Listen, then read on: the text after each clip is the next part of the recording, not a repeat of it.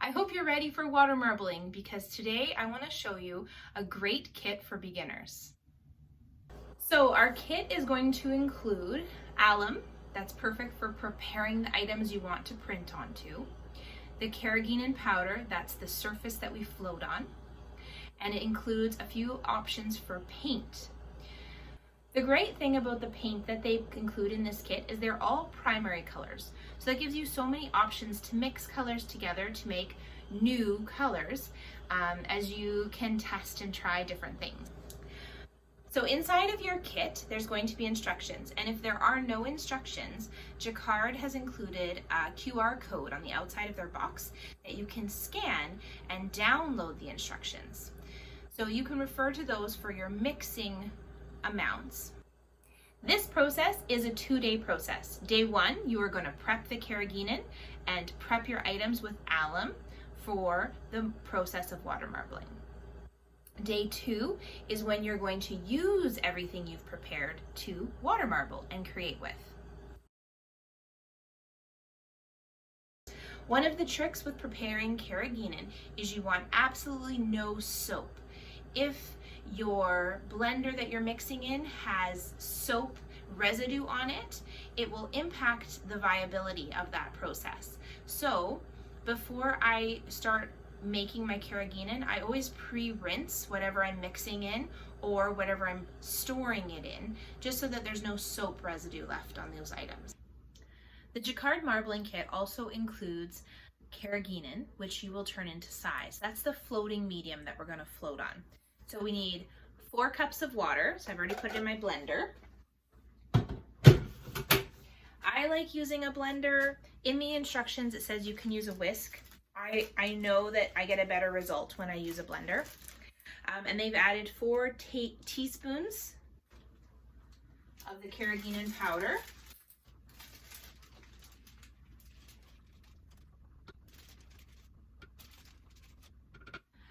So within that kit, you could make 2 sessions of 1 gallon of carrageenan, or you could make a total of 2 gallons of carrageenan. So it depends on what your project is. If you're working with a 3D project, you need a deeper amount of carrageenan or size to print into, or you could use a smaller container that's tall.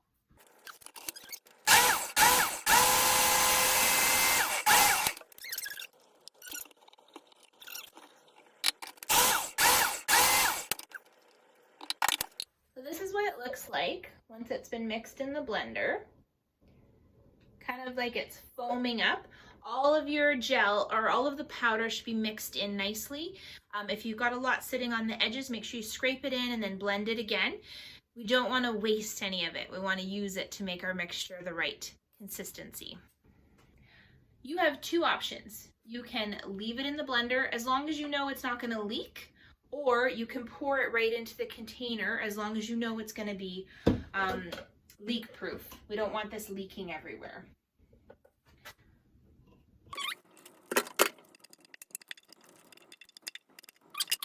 I highly recommend using a square tray or rectangle, something with this sort of shape. They're a lot easier to remove all the paint off of the surface and so much easier to keep clean on the surface of the gel or carrageenan or size.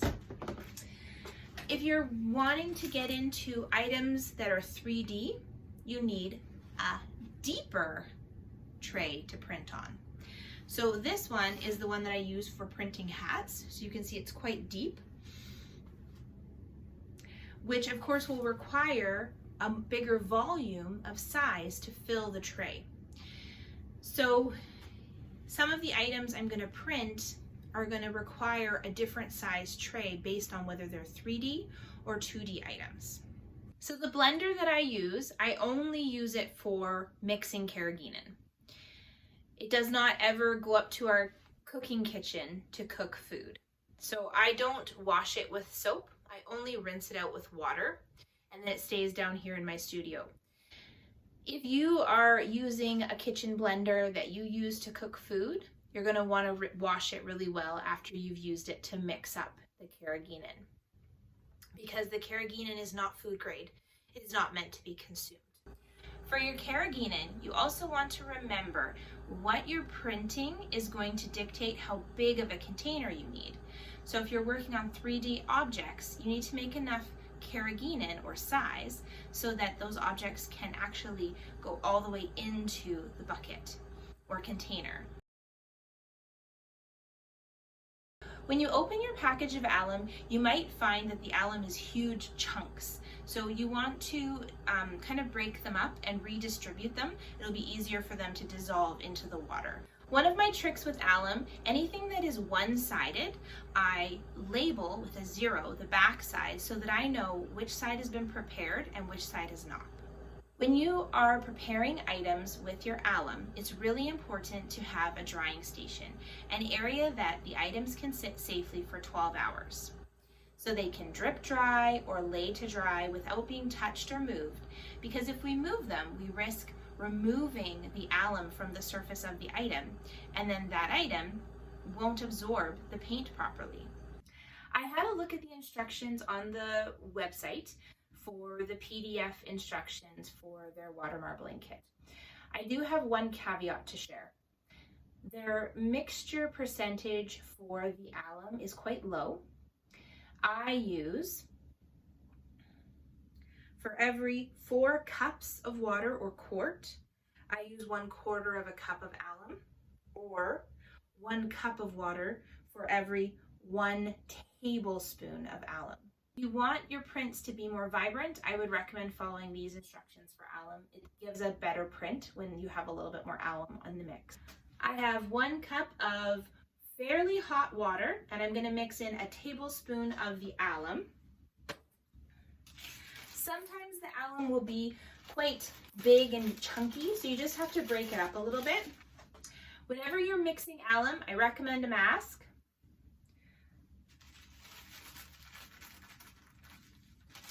So I'm going to put that into my cup. I'm going to put it in. So you can see what that looks like, and then I'm going to mix until it dissolves.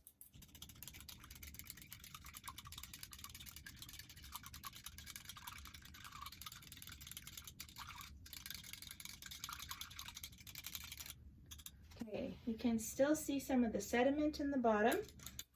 So I'm going to mix a little more. And then sometimes I'll set it aside and come back to it. With storing your alum, I'm going to put my instructions inside the bag and zip it up, and then it's labeled, and then I know what's in the bag. Okay? You can see there's still a bit of white sediment on the bottom. Let's give it another stir.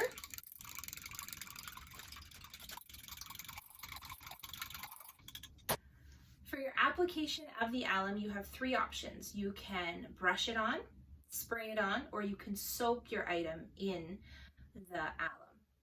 Today I'm going to show you what we're working on. My favorite thing to print is art canvases. This is actually one of the first items I started with. You can see some of them behind me. I find it to be one of the funnest ways to use your art, especially with your kids, is if you're getting them involved, is to create a canvas and then they'd be able to hang it on the wall. You can also print onto the flat versions. Another of my favorite is to print onto wood, the little Christmas ornaments. They're very flat and they print. I highly recommend starting with paper. Computer paper is absolutely the funnest way to print. You don't feel guilty for things not turning out. You don't feel guilty for throwing things in the garbage that you're not happy with. It gives you so much freedom. You can also print onto synthetic items. An example of a synthetic item is these flowers. They will print, but they're going to be a very soft print. They're not as bold as when you work with the natural fibers. If you're ready to accept a challenge, another thing you can print onto is glass. There's a few extra steps when preparing glass, but it is so much fun to play with as well. So checking back on that alum, it's pretty mixed in. It looks really good. There's no sediment on the bottom. It's ready to use. I mixed up 2 batches of alum. 1 cup of really warm water with 1 tablespoon of alum. 1 batch I put in my spray bottle, and 1 batch I'm going to use right from the measuring cup and just dip my brush in. Now, if you're working with a small piece of fabric, you could soak it right in here. Each fabric is going to behave a little bit differently. Each material is going to behave a little bit differently. So you have to find your own rhythm of what works for printing, your printing process and your preparing process. For most fabrics, I usually soak them for 20 to 30 minutes. Sometimes I soak them from dry, and sometimes I soak them from wet. It just depends on what I'm working with. When you're working with a lot of the flat items, I'll use a brush and then allow them a space to dry. Now, I've always wanted to try water marbling on candles as well. And I've always wanted to try on some clay items. We're going to put a little bit of, so I'm using some rubbing alcohol. I'm just going to wipe it down to clean it.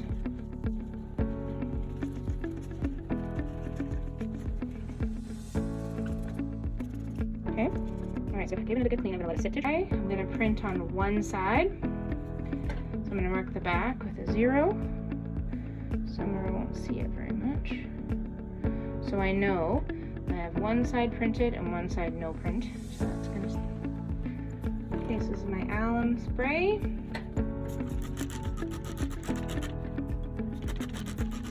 can see it's running off a bit, or so let's sit for a minute.